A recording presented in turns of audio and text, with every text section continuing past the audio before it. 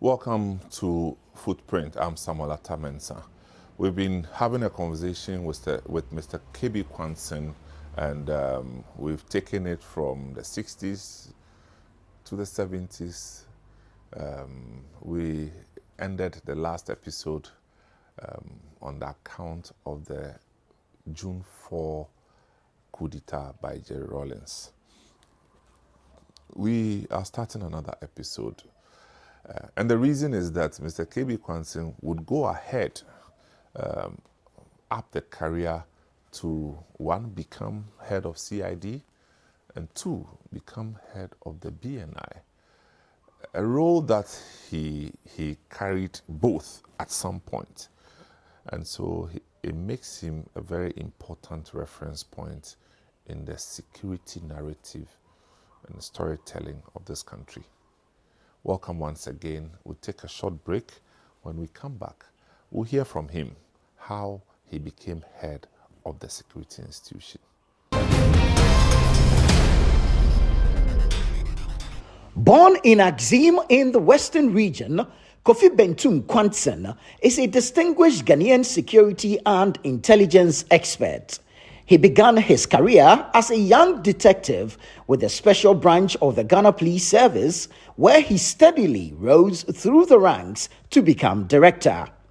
Following the reorganization and renaming of the special branch as the Bureau of National Investigations, BNI, he was appointed its director. Today, he shares the story of his remarkable journey on Footprints. Okay, welcome. We are here, and it's good to see you again, sir. You too. It just marvels me that at age 91, you look so strong. You look so strong. Do you still have some mates around, schoolmates? Unfortunately, many are gone. Many. It's only, I think, one or two are left. And they are not in the best of shapes. Wow, wow. So, my testimony is that to God, I don't owe you to anything else. Yeah. That maybe has a purpose for me. That's correct. And when you come to why I write, I'll tell you that, because what human logic is there for me to remain 91? I didn't think I would be 70, looking at the way I've passed the security services. But I asked myself that there might be a purpose, might be a reason why I'm alive. That's correct. So to God be the glory. Amen. Amen. So, Mr. Quantson, you've told your story, but I recall as a young person, in secondary school, hearing the appointment of Mr. Kofi Quantson, howbeit, with some controversies surrounding it, as the head of CID. Recall that? How did it happen? If you can tell us the story. Yeah. I was... And this under Jerry Rawlings. Yes. And Jerry Rawlings as a military PNDC person. Right. Yeah. I was head of the special branch. Okay. So you had become head of the special Yes. branch. Still under Rawlings or before? Under Rawlings. So after the 81 coup. Yeah, I came back to this. Because under Limann, there was an Ojija, is that correct? Yeah. Who was the head? Yes. Was it Ojija?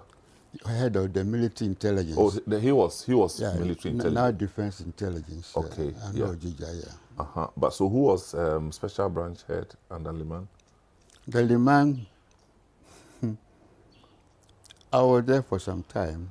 As head? I said, I have to go back a bit. Okay. To get the chronology, yeah. I was there during the rolling system. Then when they handed over, You're talking about the 3 months, yes, June of 4th. Of the AFRC. AFRC, okay. I was there. That's where Ojija was there, Colonel Ojija. And we went through a lot to ensure that there was a handover. There wasn't going to be a handover. Maybe I'll talk about it. So Limann became the president, and he began with problems. Who, Limann? Limann. Okay. You see, a few of my friends dispute this. But Limann came to the presidency as a lame president. Lame as in? Lame, ineffectual, not in full command. Okay. Is it that you think he was compromised? No, one, he wasn't the CPP person. Okay, okay. At one time, I know Buzia wanted to, he was being considered for a constituency in Tumu.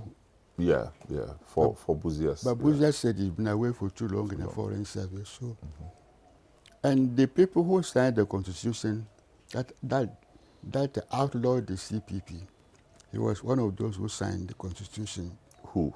Limann. Oh, Limann was part of it? Constitutional Commission. 2, before you have control over a political party, you must be the founder. If you're not the founder, you must be the financier. If you are not, you must have a very large constituency of your own. He didn't have any of this. Plus, there were too many heavyweights in the CPP, who would disdain him. Kroboduse, Dr. Daniels, Dr. Chief were people top hierarchy in the CPP, who would regard you as a young pioneer boy. So he didn't have that authority. But I thought he was brought in on the ticket of somebody else's He was brought in, disqualification. again, maybe, should I go into that? As a surrogate. Well, it's on record, it's not. A surrogate. Baba Alhaji Igala Yes. was Moro Igala. was the one that would have contested, but he was disqualified under the law. Yeah. So he brought in Limann to hold him That's correct. until the constitution was amended to enable him to become president.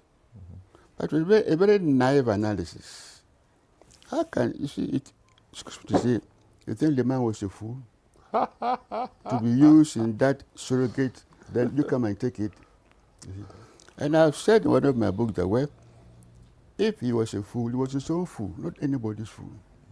So when he became president, he and Baba had a lot of problems. Yeah. So the man had no control over the party, for a start with. And then to inherit the AFRC chaos with the democratic gap, people will expect you to take again Kalabuli. You can't, because yours is the democratic system. And therefore, people are out to see him as incompetent because you're not going the way. But he couldn't have done it because he wasn't a dictator. So these things went against him. And then to top up, they decided to retire all the commanders who were in power under the Rawlings regime. IGP, Army Commander, everybody. Who was IGP and the last IGP under Rawlings? Last remember? IGP was my memory.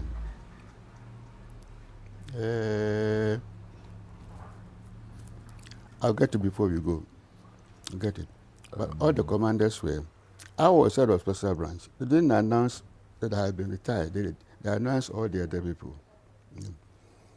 The advice was given to Limann that these commanders could not be loyal to him. And therefore, he had to dispense with them, which he did. It was a very bad advice because the man knew that but for the LFRC, his party wouldn't have come to power. He knew. There were very strong people on the other side who were persuading the Rawlings system either to hang on for some time or to hand over to them. Yeah. He knew the facts. So they were retired, and I was retired. Mine was very pathetic because they didn't announce it. So people thought I hadn't been retired. I had been retired together with them. And I remember when this guy, Kofi Bentum, one of Limann's lifetime people came. He had traveled. When he came, he learned that I had been retired. So he drove from the airport to my house. Kofi, what happened? I said, go and ask your president. I haven't retired myself. Now, what he said in reply, I can't say it. So there were these strictures in the Limann's party, things not going too well, the economy not going too well.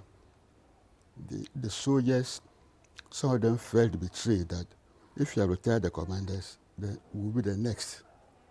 You know, genuine apprehension.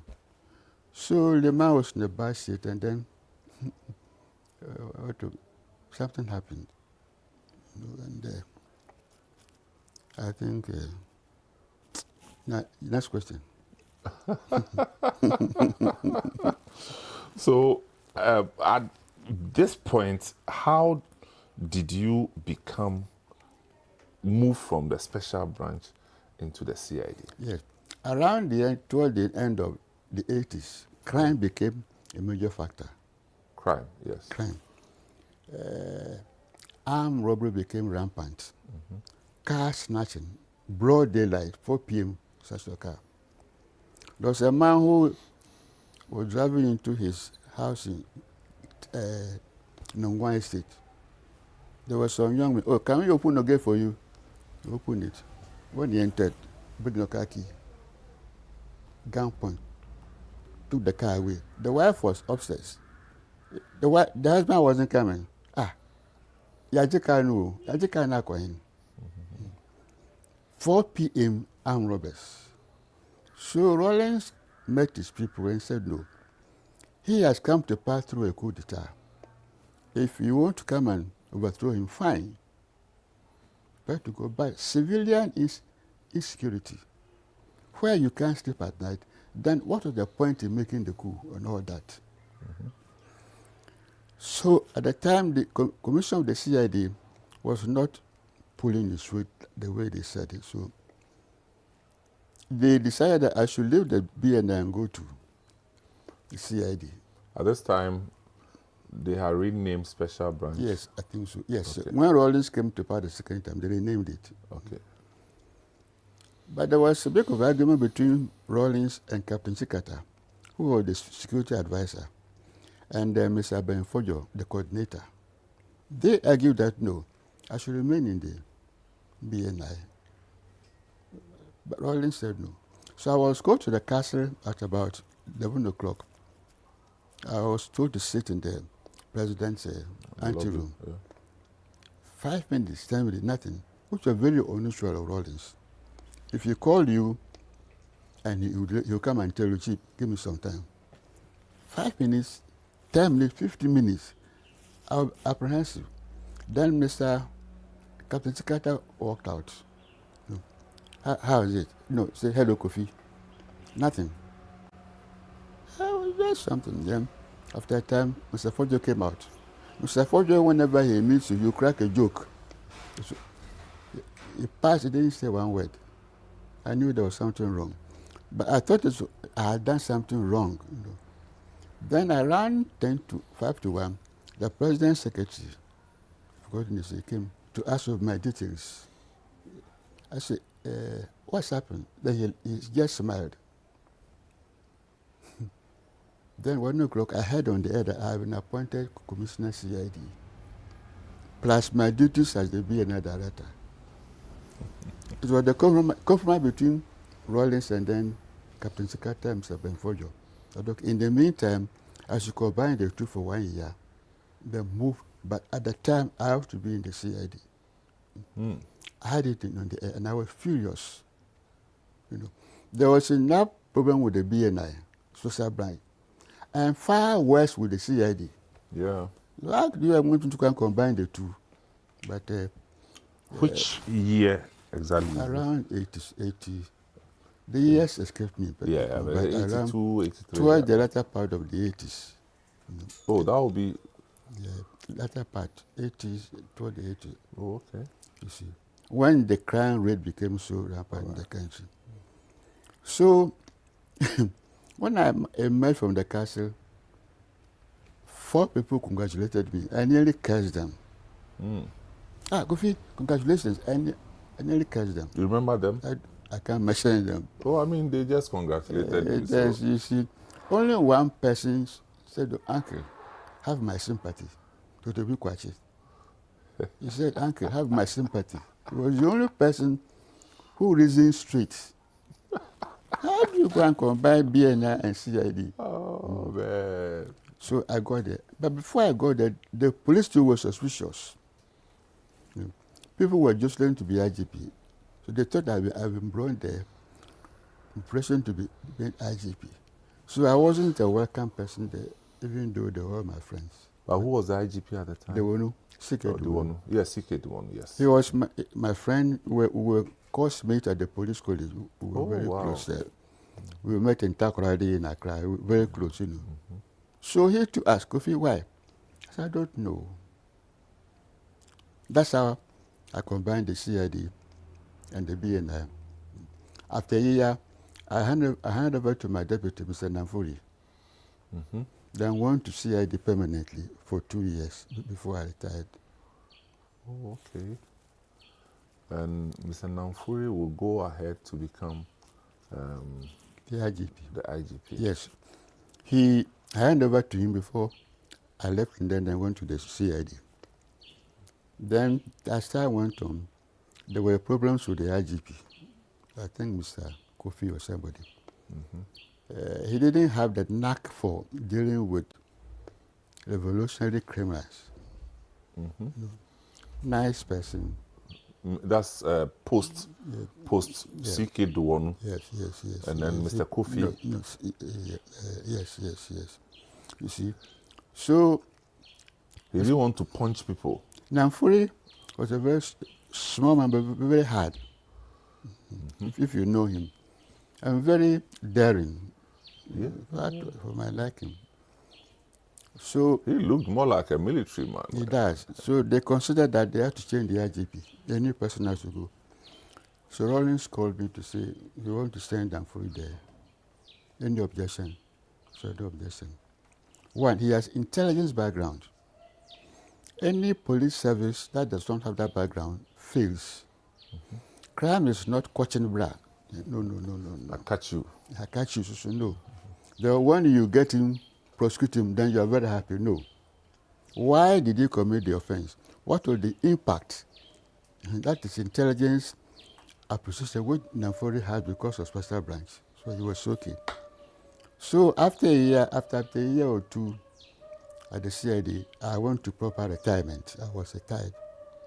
Retired, went home to go and tend to my grandchildren and my leaves and my plants and my cats. Then this drug issue became paramount, narcotic drugs.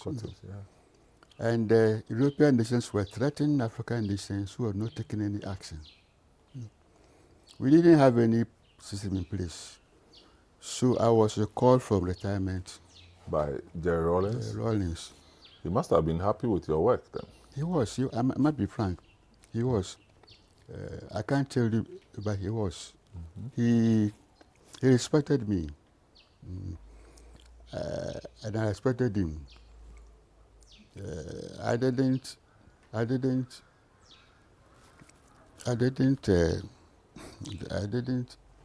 fawn on him. But you're older than him. I am far older, and I didn't watch him. He liked my point of view. So I was recalled to go and establish a narcotics control board. Okay. That is 1990 about. Then after a time, I became also the National Security Coordinator. Again. To combine that with the Narcotics Control Board, I have a very strange destiny. See, Mr. Quantson, it's not easy. Not easy. Narcotics Control Board, which was like the pioneering role in setting it up in the early 90s. And then immediately or along the line also becoming the National Security Coordinator. Is that correct? Correct. And you are working with Captain Chikata? I was. Working from the castle then? Or you work from the NACOP office? I was NACOP. I began with the NACOP office, Ministry of Interior. So many people didn't know I was National Security Coordinator. Many people. It was when I retired that they got to know. So you worked with Captain Chikata. Did you work with Yawa Kresi Sapon? Kresi Sapon came to the board after I had left. No, not NACOP. Within the National Security. No, no. Okay. He wasn't in my line. Okay. Colonel Asma. Yes, Colonel Asma. Jeff Asma was there. Yes. And both of us were working on national security. Mm-hmm. At some point, Captain retired, and Asma took over as coordinator. I worked with him. After some time, there was a problem, and Jeff was shipped to the castle. And I was asked to go and take over as National Security Coordinator, additional to Narcotics Control Board. I protest you, Jan Rollins. You know, he had a way of cornering you. Hey, appeal to your patriotism. Things are going wrong. Don't you think that you ought to help? I said no. One of my children asked me that, why is it that as for you, all the dangerous jobs that they are giving to you, your friends are going on, ambassadors, and you, why are you always? So I told him. They asked him, why? Yeah. And I can't tell the discussions, you know, but it's like if your country needs you desperately, you have to go. All right. If your country needs you, desperately, you have to be go there. Yes. So that's KB Quantson for you. We'll take a short break. This is Footprint. I am Samuel Atamensa. We'll be right back.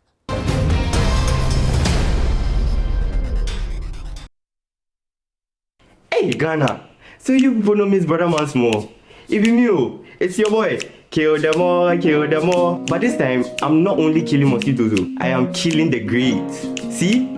This wouldn't have been possible if I didn't have the perfect mosquito-free atmosphere. Thank you, Out Insecticide. And yeah, Out Mosquito Coil. For a mosquito-free atmosphere, trust Out to... You are not serious. Out Insecticide. So ya boa, faha.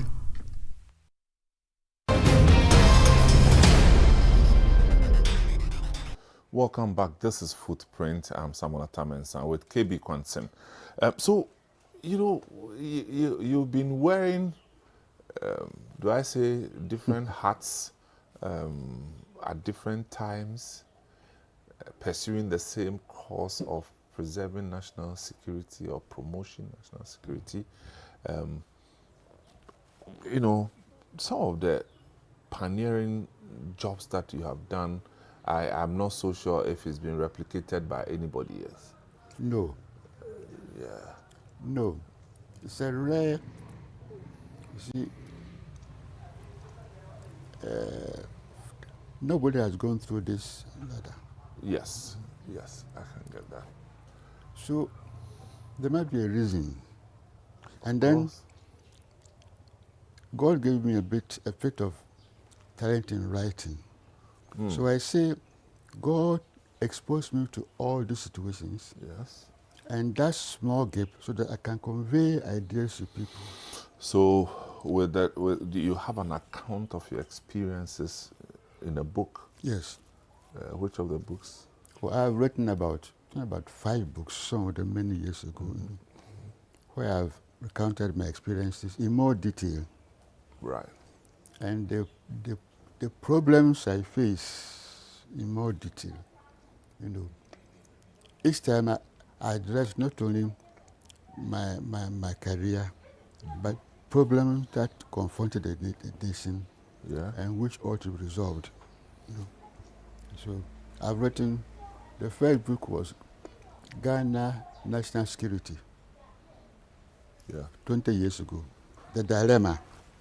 You see, a security where your head of state becomes a security risk. What do? Go and arrest him. Or if you have a report that this crony is doing A, B, C, and D, or his relative. So I've explained. And I'm sure you come across such a lot. Plenty across board. Yeah. Across board. Where the people who are perpetrating acts that can compromise the security of the nation are even closer to the very close head of state. So it makes the head of state himself a security risk. Dilemma, how do you deal with head of state who have become a risk by his policies or associations and so on? Did you have some with Rawlings? A few. A few. But how was he taking such reports? You see, was he accommodative or he was. He will became listen. like a champion? No, he will listen, ask a few questions, and then decide. Oftentimes, he had this gift of say, this is my gut feeling. Gut feeling.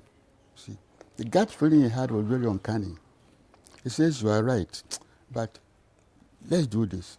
I said, there will be consequences. You say, I'll take the consequences. A commander who has that attitude, I'll take the consequences. I won't push under the bridge. You tell them, some of them take it, some of them go and tell the people what you have written. There was one case where the head of state's wife was doing something which was not very good. Those reports, you don't pass through the normal channel. There's some discretion. So you write handwritten and give it to head of state. This is what is happening. So this is very good. Then when I went, he called the wife and then showed it to him. The wife, this wasn't Rawlings, was it? I don't think I want to mention names, you see. But it wasn't Rawlings. Because Nana Akmedu is watching.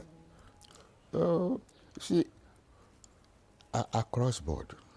Okay. There was one of our champion's friends, close friends, who was his preacher man. He prayed to him, who was involved in diamond smuggling. Maybe he was a preacher. A preacher man. Every night you go to the castle and pray and fast with that champion. I went to give the report to a champion. Arrest him, go. Arrested him. The man came back. Also, he had that system across board. But you learn to live with it. Then that puts your life at risk. It does. I've been threatened several times by people. But you see, if your conscience is clear, you are protecting your nation, natural forces protect you. Otherwise, there will be no head of state who will live for 1 year. They do against, when they have elections, they bury cows, tortoises, all that who will do things. Man is there. You know why? It says we have a national coat of arms. That is the meaning, a coat of arms that protects. So any president who doesn't sit in that coat of arms, some old man told me, but he knew talking about. So you get used to it. You see, if you want to think about your safety, you can't do this work. Can't. So for a lot of the books that you've written, is the one that I came across recently, Ghana Politics. And I must admit that I have not read it, but I kept asking myself, what about politics were you going to, document? And incidentally, you have a copy here. Ghana Politics. What is this book about? I've written many books. Yes. Security, drugs, satire, so. Yeah. And I've observed our nation's politics from a very early age. Its ups and downs. I've seen politicians rise and fall, coup d'etats, and so on. And I've seen that even though we say we have made progress, we haven't made progress at all. We have built big mansions, skyscrapers, and so on. We are driving big cars. Take railways. When I was a young man in Takoradi, I could pick the night train from Takoradi to Kumasi and come back. Railways, what is it now? So have I made progress? We turned the railways to Okada. Take our parliamentarians. what standards have they set over the last 20 years? No. Some of them commit offenses, and there's this protective cover by the system to protect them. Have you made progress? No. Vetting asset declaration.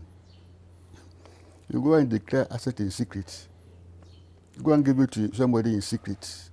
Then go and take it out in secret. And we think you are fighting corruption. Have you made progress? So all these factors put together, I said, let me write something. Not a long book, but not a satire, but satire, comedy, direct action, to bring us some of these things once and for all, so that if we are asleep, we wake up. That is why the title is it's a very hard book, very, in some cases, very not too elevating. Not too what? Elevating. Okay. So I said, Ghana politics. And I've asked questions. Is it funny? Is it nonsense? Is it sensible? Is it provocative arrogance? Is it confrontational impunity? Is it aggressive hypocrisy? Is it corrosive impertinence? Is it massive corruption or what? These are questions I've raised in this book. And I've dealt with institutions, parliament, I've dealt with the Council of State, I've dealt with the judiciary, I've dealt with institutions, electoral commission, the things that have gone wrong with this institution, that have brought us to where we are at a very bad place. Anybody who says you are at a safe place is not being realistic. We can slip at any time. And that means, about this book, normally you write a book and you have to. I say, this book is possibly the sharp, unfiltered reaction to the divine admonition that, quote, we have left undone those things which we ought to have done, and done those things which we ought not to have done, and there is no health in us. There is no health in the nation. School feeding program, placement in the JSS. I mean, this is up 20 years. So if there's no health in us, there can be no progress. So that's what this book is about. Some will be angry when they read it, and I meant them to be angry. That's why I've said some harsh words, but no apologies. That's all. A little book. I haven't launched it yet. I've launched it next month. Oh, you have not? No, but I've sent copies to people who I think they ought to know. Parliamentarians, Council of State, IG, all people, they ought to know and read what is at the base of our insecurity. Not guns, no. If you feed prisoners with 1.5 cedis a day and you clap over it, now it is going to 5 cedis and we are happy. 5 cedis a day. So you are not very serious. 5 cedis a day For a prisoner. for 3 meals. 3 meals. It was 1.5. That's pretending to feed them. Pretend, I like the word. And everybody pretends that it is good. Yeah. So there is no health in us. You're not a healthy nation. A nation that worships money. And when money becomes the crowning point of your success, there's no health in us. That's my simple thing. I will launch it next month. All right, good. So, having done all these things, you also witnessed, and at this time, when did you finally leave public service? After, I think it's 2000. Okay. When after the Rawlings, elections? when the Rawlings, when I lost the election, Yes. and I think Kofi came. 2000, I left the system. But At the time, you were head of narcotics. Narcotics, the National Security Coordinator. Now, while you were at narcotics, what was one of the biggest challenges you had to face with all these drug busts and the stories surrounding those? It wasn't too easy. I can imagine. See, even before I've been appointed, when discussions were going on in cabinet, there was a leak that I was going to go to Narcotics Control Board. And a prominent drug dealer was making inquiries about me. Even before I think was there. He went about asking people very interesting questions. Am I rich? Do I have this? Have I a house? Do I like women? Which women? Black women or colored ones, fat ones? Personal traits that it's very professional. Then he was an intelligence man as well. He was. So some of the boys they contacted came to tell me, I have not been given the post. So one dawn, I drove to his house, one dawn. The watchman, I said, call your master. He nearly slapped me. I said, call him. The horn was on. He was forced to come. I said, Chief, I'm Kofi Quantson. I hear you've been asking about me. What's your problem? And he panicked. Hey. The next day, he fled. He was a drug dealer. Wow. Part of a syndicate. Not easy. So I went to the board. But a very prominent person was arrested called Benjilo. Yeah, Benjilo, yes. And there were also the problems. He was arrested. He was an interesting person because I knew about him before I knew about him very much. So. And then when I was appointed, he came to my office to ask me whether I've heard anything about him. I said, no, nothing. He went away. And then time goes, he was arrested. Long story. But the reaction from official door, that night I put my radio off. People in government calling me, so. The next morning, a very important person's ADC came to my office. So, sir, I called you. I said, no, you use the security network. You called me on the national security network. But you're not entitled to call on that network. That's why I didn't take it. Why? His wife is a friend to Benjilo's wife. So there had been pressure on him the whole night. Anyway, long story. It went about, eventually, he was prosecuted. And before then, I can't recall it all, but I had a problem arresting this one person. But it showed you how the tentacles were of the drug system into our system.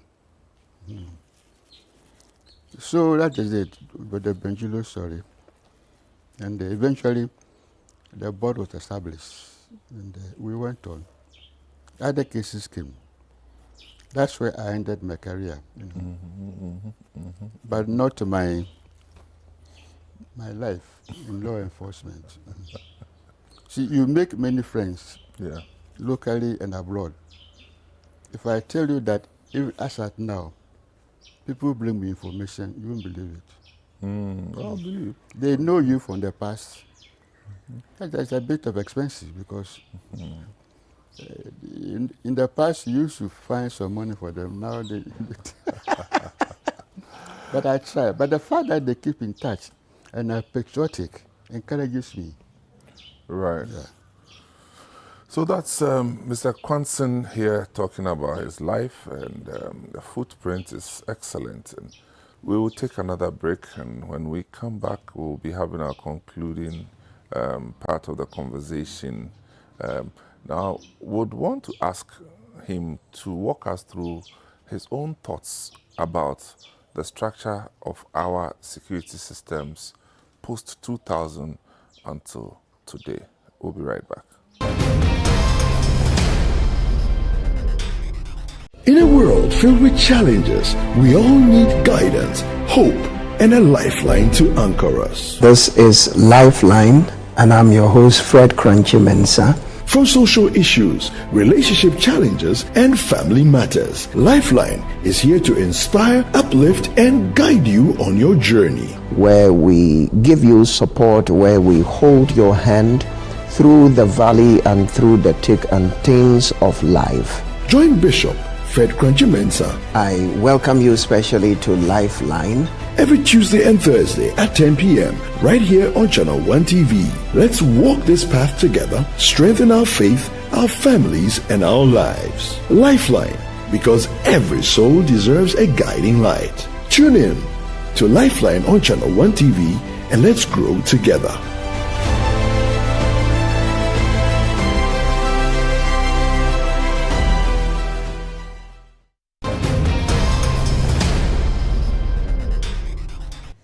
Welcome back. This is Footprint, and I have Mr. Kofi Quantson. And you've been following, and he has a lot to offer. Now, Mr. Quantson, you know, there was the democratic uprising, I call it, in the year 2000, where Ghanaians were so excited that as they finally they were done with Jerry Rawlings as head of state or president. And that would officially end your journey within the public service. Is that correct? Yes, sure. All right.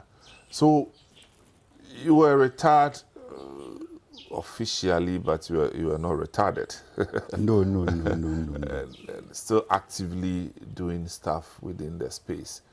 So can you walk us through your own account of the structure of our security system, the performance, your own observation post 2001? Yeah, the system that we have had doesn't seem to respond to our problems. Because you see, in my time, patriotism and professionalism determined the course. Your political leanings were very minimal. In the case, if you had that, once you came in, you went through your first training, you were dewormed of all your political inhibitions. You became a clean person, a nationalist. Gradually, as the government began to change, and as our politics became acrimonious and partisan, it affected the security services. In terms of who should go to head it, in terms of who should be recruited, in terms of the training model. I have been away from the system, but I'm always in touch with my colleagues. Oh, yeah. Colleagues in the system. So our system hasn't grown the way it ought to have been to give us a national security system. So the whole dichotomy between the police intelligence, the BNI now become NIB, and the whole thing of national security coordinator, national security boss, you know, the whole structure, you consider it fits? The structure was not bad from the beginning. It was meant to be put in place. Then as time goes on, in response to situations, you adjust. Something was done. I'm not sure of the details. The preponderance of political influence is a problem. Big problem. I'm not naive. There's no head of state who will go and appoint his opponent to head the place. The person should be compatible, but should not be partisan. That line is not quite clear. And people are brought in with ideas in their heads that are very alien. You see, they come, this is my government. This is my government. So oftentimes, the directors even lose control over them because the person As a board date has more political clout than you, the director. It does happen. I talked to the party directors, including the most immediate one, a guy called Atobra. You tell that the problem that they face, the intrusion of the political agenda into the system, that you are forced to employ people who are not qualified. Some have no even O level. You mean they don't have basic secondary school qualification? No. See, intelligence now is sophisticated. See, you are dealing with the opponents, quote unquote, who are brilliant academics and professors involved in subversion. So if your education is to this level, you can't cope with the mental capacity or not. But because of politics, I give you one example. When the last government took over, the director then came to me that I should go and lecture the new people. The school was very good. I belong to the past, but professionally I'm one of them. When we went to the classroom, he handed a megaphone. 400 students to be employed. I said, but how can this be? Maybe their estimation of the security problem was big. Then they have a mental case. To assess security in terms of these huge numbers. Then Of novices. Novices with strange ideas. I look at them. And grand expectations of making money. And pompous, some of them pompous because they are high connections. So I as a director, when we now, sir, they brought them that I should employ them. For national security. I said, if I were you, I would say I wouldn't employ them. So now, where am I going? So I gave them the first 30 minutes. They were not even paying attention until I brought them home. Then they began asking questions, more political than professional. That's the biggest problem. Yeah. So it's like a continuous tension between nation security and regime security. Yeah, the government, you see, that line, unless it is drawn, of course, if the regime is not safe, it can't protect the nation. Yeah. But while your policies are tending to protecting the regime, that you will ignore some from intelligence and take others, I want to give you an example. It's not intelligent, but it factors in. We had this serious fraud office in the past, SFO, which has now become a IOCO. I was on the board.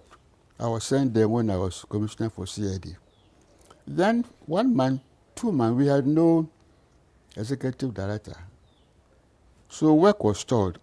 But we'll go to meeting, we'll drink our tea, lunch.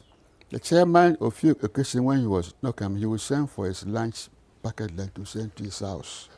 Will it be the time when there was a problem with the executive director? I forget the name. It was a fancy man. Edu. I'll come to that. So I went to the boss and said, my presence there is ornamental. And why would I go? I can drink tea in my office. So go and sit there. So I was pressing him to, you know what he said to him? Mr. Quantson, I thought you were smart. Talk about the boy. Who said that? The head of state, Rawlings. Thought you were smart. If I send in the place, who are they going to catch? Not my own people. If he does what? If he strengthens the place, and the place is strong, who are they going to catch? Not our own people. I look at the man. And that's what Rawlings said. I stopped the meeting. Come another regime, the first regime. And somebody who was very, very, very passionate about the SFO in terms of our anti-corruption fight came to me again. So Kofi, it's a new person, let's go. And then we went. You see, when the people said that the bus is the same, only the drivers change, this is what. The old man looked at me and said, hey, it's many, opa, what's them coaching me for now? See, 2 regimes. two perspectives. Singing the same song. So this is my pledge to security services, where the safety of the regime. Look at SFO. Our partners abroad threatening to cut off aid. So very important to undermine your economy. That's why it doesn't bother him, but catching these people was more important. But that's the mentality in the system. So you come, I must get an IGP, who is this, a CDS, who is this, and it filters down to the point where commanders can't take action against officers who err. Because you take action, a phone call will come. That is the biggest problem. Wow. Until we shape our security service, professional, patriotic, geared to the national interests, and until we have an agency that will monitor these aberrations to put it right, it'll be a problem. Parliament has oversight duties over the civil service, but go and ask them what they do. No, that's our biggest problem. Biggest problem. Mr. Quantson, do you think something can change? Something will change. Something must change. But can? See, when I was a teacher, I like giving examples. You know Sri Lanka, Ceylon, yeah. Very peaceful place. When I was there, very peaceful place, very peaceful place. When it erupted, did you see the dimensions? Oh, it doesn't matter. Oh, Ghanaians are peace-loving people. One day it erupted. See? And I'll tell you what Rollins said some time ago when things were very harsh on him, that people were attacking him, that you are this, you are this, you are this. He said, Chief, I admit I'm a violent man. I'm killing people, fine, you can come and kill me. But there are worse Rollinsons in the system. What can you know? There are worse Rollinses. They will come. I am asking questions before shooting. They will shoot before asking questions. We're going to that the way we are going, if you don't mind, you see. And you ask what something will change. See, you're dealing with social revolution. See, in the past, we are afraid of military coup d'etats. Not many these days. Right. What I'm afraid as a professional is civilian revolt. Yeah. So tell me before we end, you are post 90 years, you've seen it all, you've done it all. We have new kids on the block managing our security affairs. What would be your word of advice and instruction to them? Be a patriot. How they should do their job? Be a patriot first.